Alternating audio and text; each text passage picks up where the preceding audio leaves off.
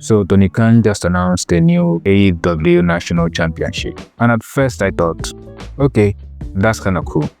I've wanted to bring the national title back for a long time, and we're going to be bringing the national title back. There's going to be, at AEW Full Gear, a casino gauntlet match to determine who will go out on TBS, who will be the first national champion on the Superstation since 1986. But then he said it's going to be defended across AEW, New Japan, Ring of Honor, the Indies, CMLL, and basically everywhere. There's promoters all over the country looking to book the top AEW stars, and there's wrestlers all over AEW chasing gold, and it's a tradition that goes back and something I have always wanted to have here in AEW, and something for years that I've wanted to bring back here to TBS. And immediately I was like, wait, didn't we already do this? Look, if you've been watching AEW for a while, this whole idea sounds eerily similar. It's literally the same premise as the All-Atlantic Championship, a title that could be defended worldwide. AEW proudly presents the All-Atlantic Championship, a new title that represents the AEW fans watching around the world in over 130 countries. This spectacular international stage promises to bring you the best of the best for decades to come. We saw Pac take the title around the world, and it worked. Then AEW rebranded it into the International Championship, and more recently unified it into the Triple Crown, which Okada now holds. The winner on July 12th at All In will be crowned the brand new AEW Unified Champion. Let's take a look at the belt. Big news here. Oh, yeah. Tony Schiavone. International Championship, the Continental Championship, unified into a single title. So bringing in another title with the same concept tied to NWA nostalgia feels a bit pointless. Like, they literally just got rid of that title. AEW has been on their best form so far, and I will die on that hill. But this move, not a disaster as people are trying to point it out, not an overreaction moment from me, maybe a misstep though. Because AEW's strength has always been its variety. We've got the Trios Championships, the TBS title traveling around the world thanks to Mercedes, the TNT and Women's Division rebuilding strong.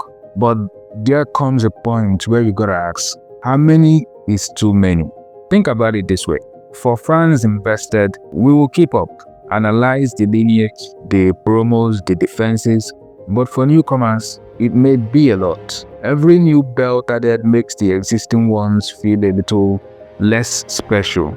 And that's a balance AEW usually gets right. But lately, it's getting harder to justify, especially when your national championship is meant to be defended internationally. The name alone is wild. And that's where this thing kind of stings. AEW already had the perfect version of this title. When Pac held the All-Atlantic Championship, he set the standard for what a global belt should look like. He defended it in multiple countries, brought visibility to smaller promotions, and made it feel like AEW's global flag. Once again, the Black Arrow from That's the it. bastard. Got him. 3. It is low-key one of the most creative things AEW ever did with a title. Then it just got rebranded, merged, and lost in the shuffle. So now introducing a new belt with the same purpose makes it feel less like innovation and more like confusion. But, and this is important, it's not hopeless. If Tony truly means this title would live and breathe across promotions, then it has a chance to be something special. Imagine Shelton Benjamin or Ricochet taking that belt to CMLL or defending it in Rev Pro or DDT. If it's genuinely a multi-promotion title anyone can hold even outside of AEW, then great. That's the spirit of what AEW was built on. But if it ends up staying on Dynamite every week, then what's the point? Another silver lining here is, if this championship becomes a platform for non-AEW regulars, like I mentioned, that's a win. Let guys like Mascara Dorada, Hechicero, and others build their global profile through this belt. It should be a rich title, the kind that strengthens partnerships and builds new stars outside the main AEW bubble. And honestly, seeing Tony Khan still pushing for international collaboration in 2025 is a good thing.